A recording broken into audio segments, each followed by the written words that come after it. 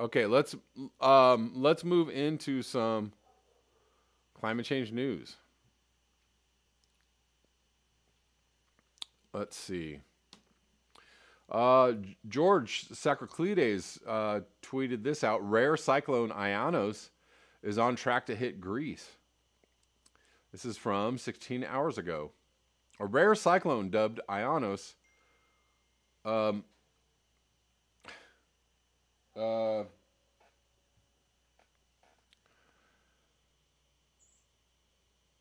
on one second. Will affect Greece from Thursday, according to the National Observatory of Athens weather station.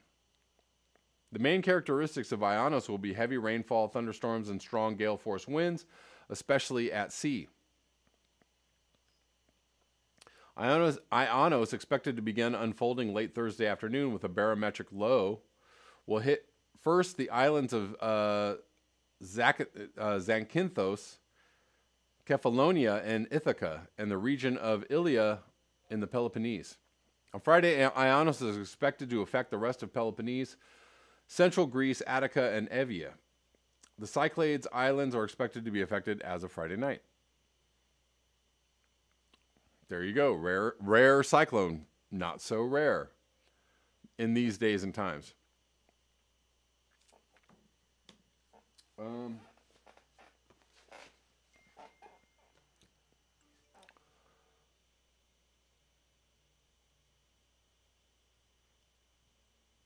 Heat waves are becoming, this is out of CNBC, heat waves are becoming more deadly as nights warm faster than days. This is from September 12th, 2020. Key points. The U.S. this summer has experienced stifling hot temperatures that have set all-time records and put millions of people under excessive heat warnings. Lower nighttime temperatures that typically provide critical relief from the hot days are disappearing as the climate changes. Temperature extremes are a result of global climate change as well as a so-called urban heat island effect, which occurs when heat from the daytime is taken in by the heat-absorbing asphalt or concrete, driving hotter nights and early mornings. Dry and hot conditions exacerbate wildfires, which are currently tearing through California, Oregon, and Washington state.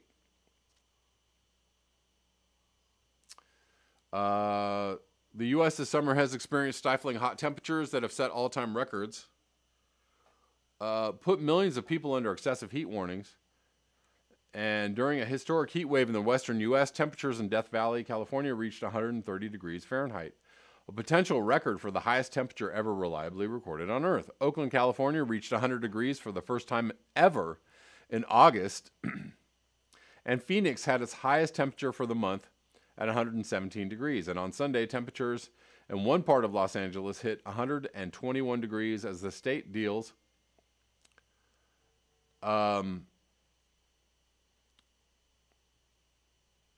with ongoing wildfires. The stifling heat is becoming more dangerous with climate change. One reason is because global heating is not occurring evenly. Lower nighttime temperatures that typically provide critical relief from the hot days are disappearing. Summer night temperatures are warmer now, and they are warming at a faster rate than daytime temperatures, according to the National Oceanic and Atmospheric Administration. This marks a dangerous and potentially deadly combination of high daytime and high noontime temperatures that doesn't give the human body a chance to cool down during the night, right? Warm nights mean less chance to cool down, exacerbating exposures to high temperatures, particularly for vulnerable people and locations, said Christy Eby, a professor of global health at the University of Washington. In the U.S., heat kills more people than any other weather disaster, from floods to hurricanes. Climate change is leading to a dramatic increase in the intensity of heat extremes, and the consequences on human health are already being seen in countries around the world, said Ben Zychik, an associate professor at Johns Hopkins University. If the body can't cool down at night, then the health impacts of a hot period can be particularly severe.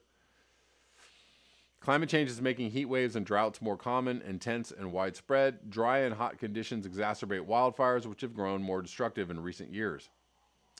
Dozens of major fires are currently burning throughout the U.S. West Coast. destroying hundreds of homes and wiping out entire neighborhoods in Oregon. Climate change is also causing more humid heat waves. Hot and saturated air doesn't allow sweat to evaporate as quickly and causes the body to heat up even more, which can be deadly. The trend in California that we have seen since the heat wave in 2006 is heat waves are also more humid, and Californians are generally not acclimated to high levels of humidity and high temperatures. It's this combo that is most deadly, said Rupa Basu, Chief of Air and Climate Epidemiology for the California Office of Environmental Health Hazard Assessment. Because of power shortages with blackouts, we cannot rely only on air conditioning as a method to cool down, Basu added. Daily low temperatures for many parts of the world have been increasing more quickly over the past decades than daily high temperatures, according to Randall Cerveni, a researcher at Arizona State University who studies temperature records for the World Meteorological Organization. Phoenix's summer hit an alarming record when it had 28 nights where temperatures never dropped below 90 degrees, surpassing the old record of 15 days in 2013-2003, according to Cerveni. The city also experienced 2 separate week-long streaks of nights not falling below 90 degrees. 2 separate week-long streaks of nights not falling below 90 degrees. Youch. Temperature extremes are a result of global climate change as well as so-called urban heat island effect, which occurs when heat from the daytime is taken in by the heat-absorbing asphalt or concrete, driving hotter nights and early mornings. And there you go. Hold on one second. Across the world, every decade over the last 60 years has been hotter than the last. It's virtually certain that 2020 will be among the top hottest years in recorded history.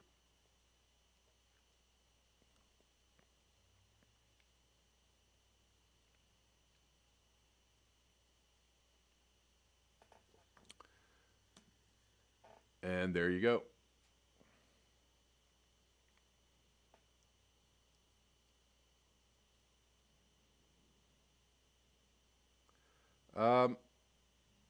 Here's a little update on the Bobcat fire, which seems to be kind of holding somewhat where it is. Let me see if I refresh this bad boy.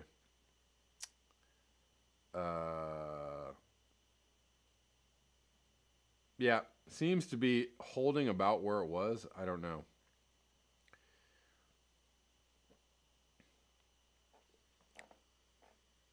Still sending lots of delicious smoke our way.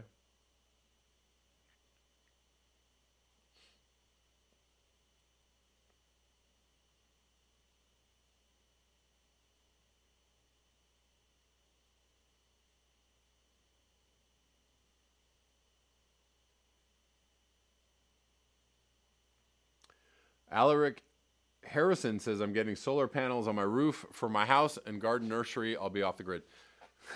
Awesome. You will be off the grid. That's cool. Alexi says, Dominic Googe did nothing wrong. Dominic Googe was clearly a bot or a troll or something.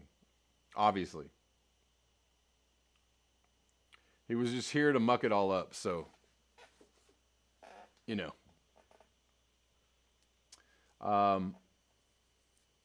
Gee, Demarest, but Trump said it would get colder. Yes, he did. I don't think science knows. Yeah.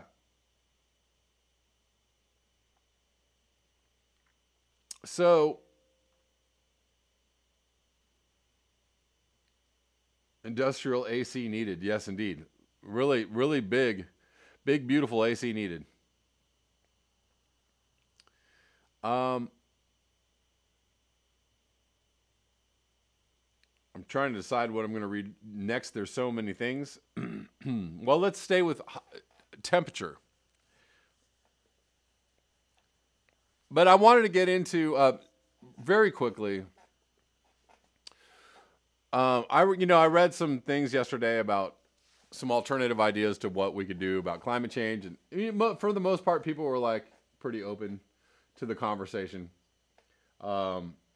Maybe a couple people felt like, oh, I can't deal with these ideas, or I can't deal with these words. We've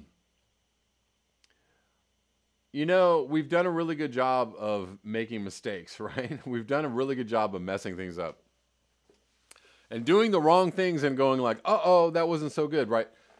Right? I mean, this is just the history of humans. We've got this new thing. We developed this new thing. It's called agriculture. And it's really awesome. We can grow all the food we want, and we have all the food we want, and then the land turns to dust, and then we can't grow any more food. Shit. Right? Like, that's the history of humans. We got this really great idea, and it's going to work so great, and we're going to do this idea. We're going to do it so much, and everything's going to be great, and we're going to grow so much corn. Guys, we got all this corn. We're going to grow so much corn, and we got enough corn to feed all the people, and then the rain stopped raining down, and then we didn't have any corn to feed all the people, and then a lot of the people died. Shit. Right? Like, that is the history of humans.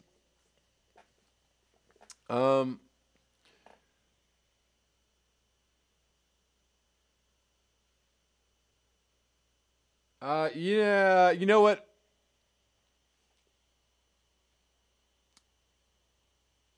Keith Hayes.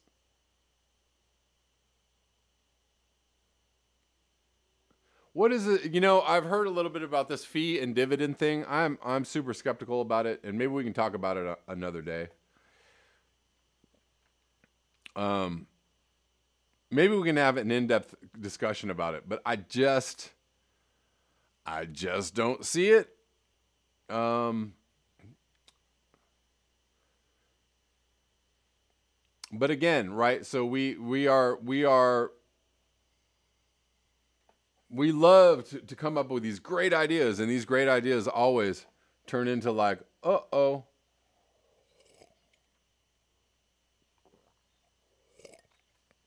Anton Krez says we need UBI and Medicare for all. I'm totally down for that. I think we do need that. I don't see this fee and dividend solution. I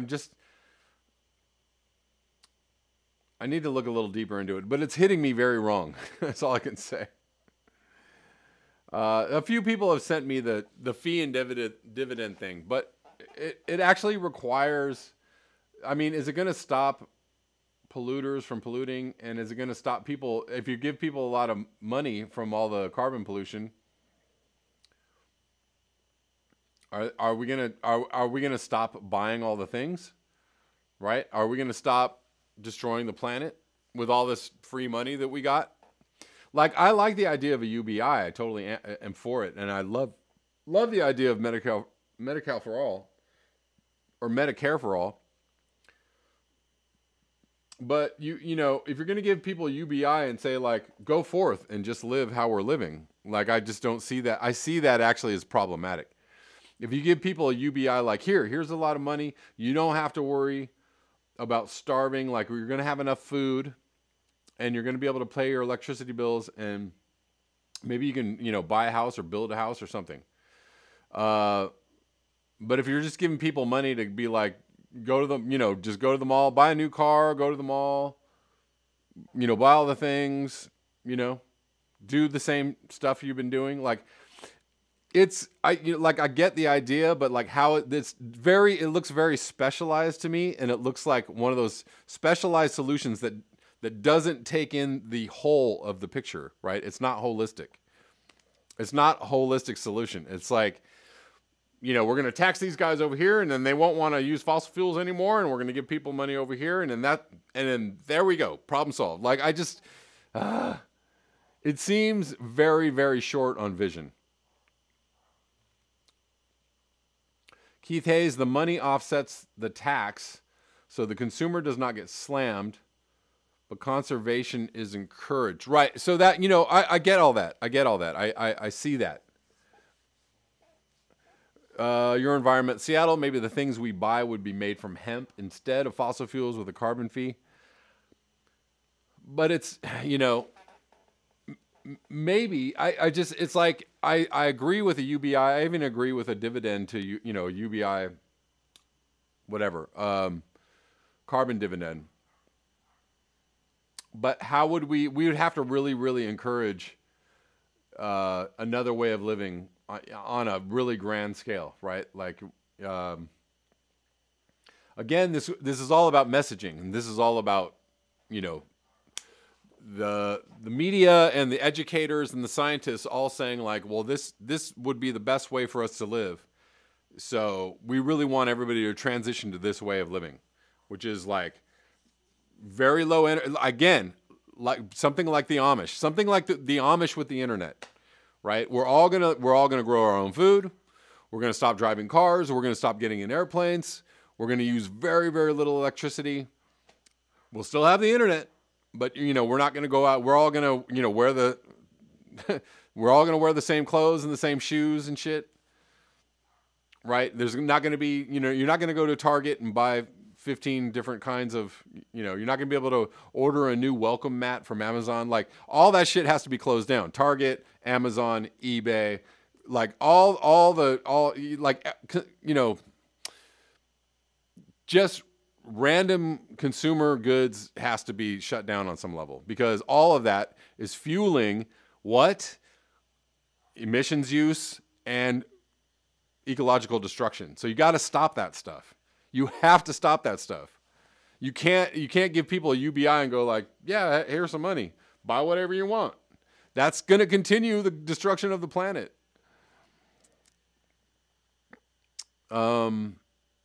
So I don't get that. I see it again as very short-sighted. It's very short-sighted. It's not, it's going to fix everything. Like that is not going to be, dude, that is not going to fix everything.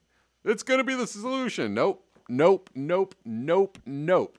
It's not the solution. Yes, Keith Hayes, the Amish rule, put them in charge. Yes. Bicycle-powered internet, right. Or, you know, at least, at the very least, bicycle-powered people. Right? Like, I do agree with, if you want to call it eco-fascism, I do agree with confiscating the private ownership of cars. Like, nope, nope, you can't, nope, that's it, we're done. I do agree with, like, you know, downing like 95% of airplanes. I don't mean downing by shooting them down. I mean, like, grounding them is what I mean. So, you know, yeah, and you know, nobody's talking about this because nobody wants that to stop, right? Nobody's talking about it because nobody wants it to stop. Catherine Hayhoe is talking about how we have a carbon neutral airport in Dallas, but she's not talking about how it's not the airport that's the problem. It's the airplanes. You have to take away the airplanes. You have to take away the airplanes. You have to take away the cars. Nobody's talking about that because they want that to continue. And so, you know, there's the discussion, the conversation is just not wide enough. It's just not wide enough. But I mean, you know, I'll take it under advisement. Make your own shoes. Why not? Does anybody know how to make their own shoes? Let's you know, let's have a little workshop on how to make our own shoes. Unapologetic vegan, shut it down, indeed.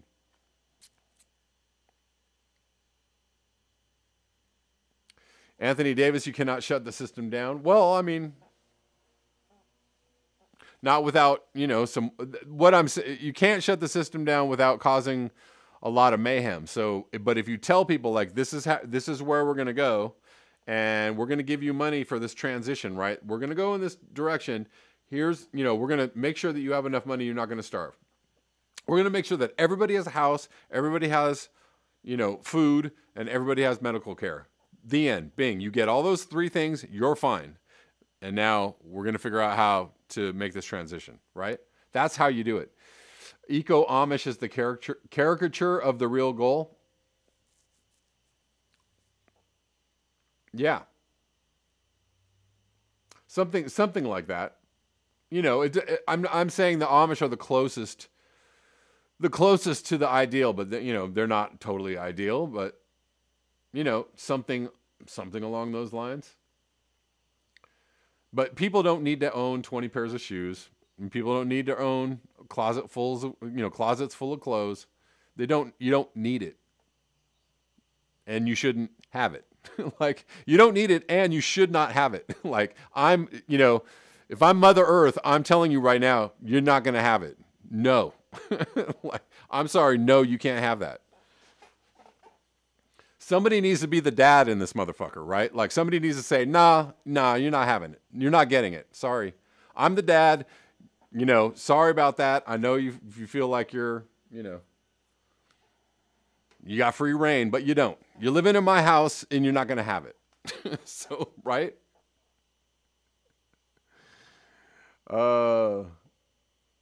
Something Amishy. Yes, something Amishy.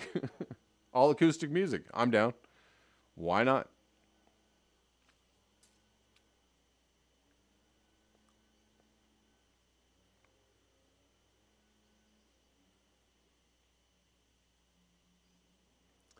But anyways, right? Like, we're humans, and what we do is do the wrong thing and then go, oopsie, later on. Oh, yeah. Oh, yeah. That wasn't such a good idea. Right? Again, hearkening to guys' words about we are not the wise. We're a clever ape, but we're not wise.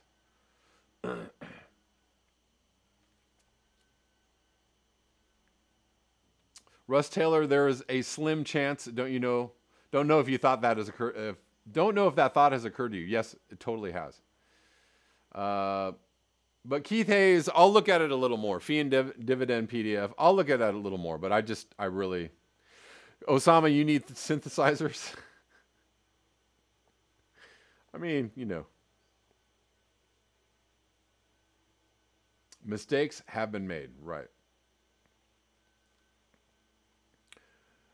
Ask the Animals, very good comment. We go oops, and then we don't learn from it either, right? So, yeah, instead of going like, oops, we shouldn't have done that. Let's do it this way. Let's do this other new thing. That new thing didn't work. We're going to do this other new thing. No, we don't stop and go like, maybe we shouldn't do a new thing right away. Maybe we should really think this one through. Actually, there was a native tribe, right? And that happened in the Americas, in North America, right? This one tribe, they discovered corn. They grew a bunch of corn. Their population exploded. And then they had a drought, and then all the corn went away, and a bunch of people died. They were so traumatized by this collapse of their society that they never grew corn again. They were like, nope, we're not going to do that, right? Like,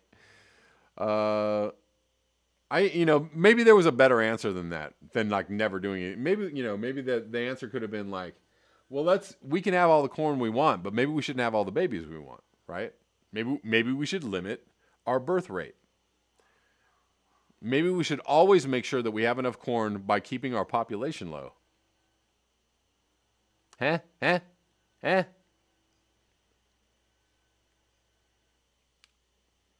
Black Crow, so their corn is our oil.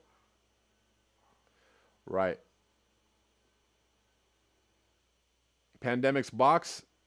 Alan Savory reclaims the deserts of Africa using cows and cow poop. Yeah, I know. Max Sarge, oh Magoo, you done it again.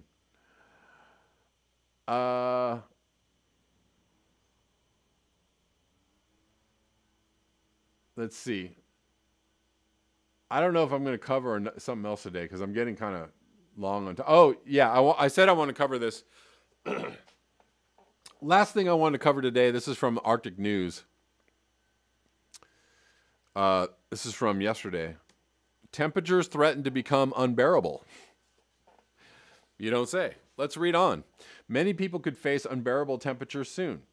Temperature anomalies on land in the northern hemisphere, red, are spread out much wider, and they are more than 0.5 C higher than global land plus ocean anomalies, blue.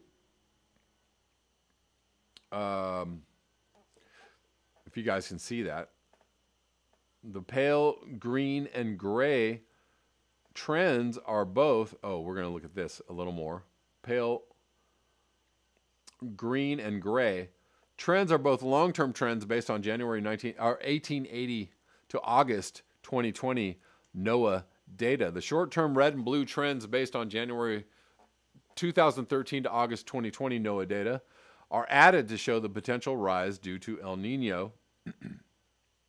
Changes in aerosols and feedbacks kicking in more strongly as tipping points get crossed. The image below, updated from an earlier post, shows two such tipping points.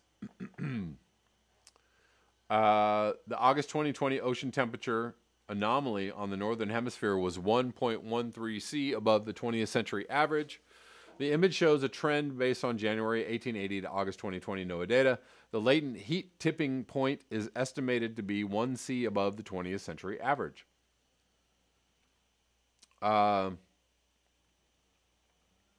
Crossing the latent heat tipping point threatens to cause the methane hydrates tipping point to be crossed.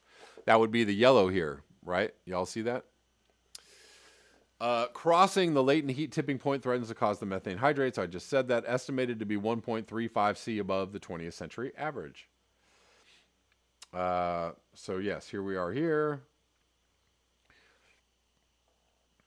Or are we here? We're here. Okay.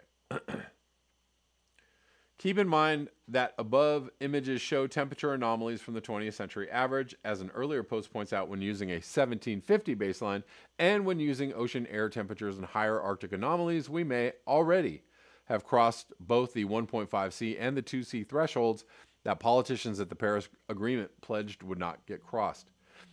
Also keep in mind that there are further tipping points. As discussed in an earlier post, at least 10 tipping points apply to the Arctic. The situation is dire and calls for immediate, comprehensive, and effective action. As described in the climate plan, no need to look at the climate plan. It's kind of ridiculous. So there you go. It might get hotter, guys. When it gets hotter, it might get hotter. You know what I'm saying? Alexei Kuperinin, Elon Musk is space Jesus. Indeed. Indeed he is. Anton Krez says, we've had truckers drop dead in their rigs due to overheating. Yeah. Yikes.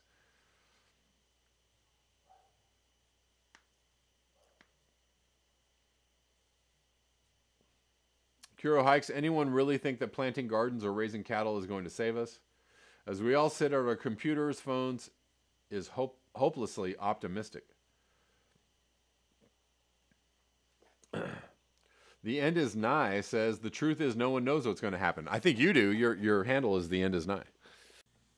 Hey guys, remember to like, share, and subscribe. And you can support the channel at the links below. PayPal, Patreon, Square. Also, if you'd like to watch the live streams, you can watch the live streams on my Patreon channel.